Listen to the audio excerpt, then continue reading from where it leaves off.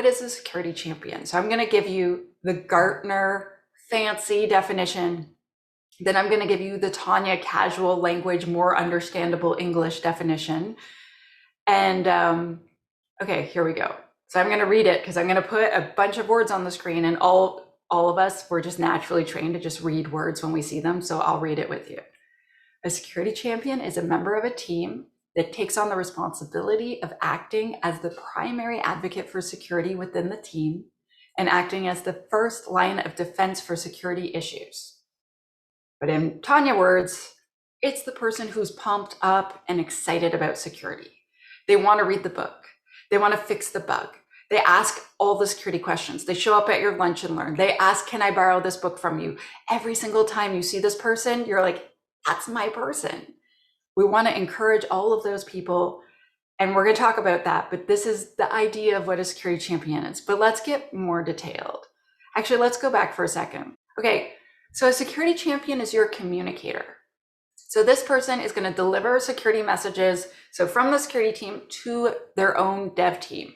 So they might teach them the thing they learned, they might just share some news, or they might help them fix that security bug that the tool just found, or even just look at the security bug that it found and say, is that real? Let me check and validate. They're your point of contact.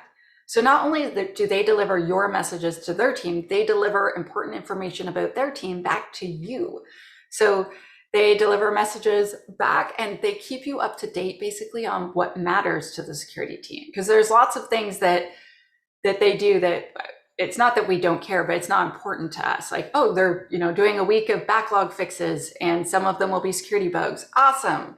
Versus, they're planning this new feature that is very similar to the other features. There's no new technology. We've already talked, like they're already doing a good job. We don't need to check in because we know they know what to do. They're also your advocate.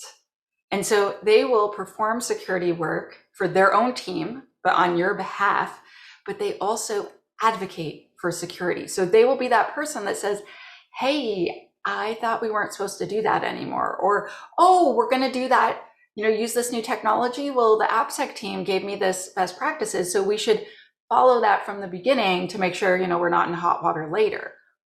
When someone is on your team, so you're a software developer, you're an operations person, and this person is your peer, like they sit next to you or they're on your team, they're in your team meetings, usually you have a lot of respect for this person and their opinion because they are a fellow person that's an expert at what they do. And so when they say to you, hey, what are you doing? We can't do that thing. Remember the security team? It's different than when I come from the security team. I probably sit somewhere else on another floor, even in another building.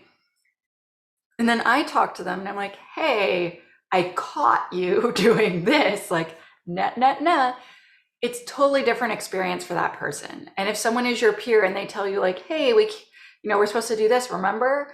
It's totally different than when the security team does that. And so that's why it matters that they are advocating for security, not just you.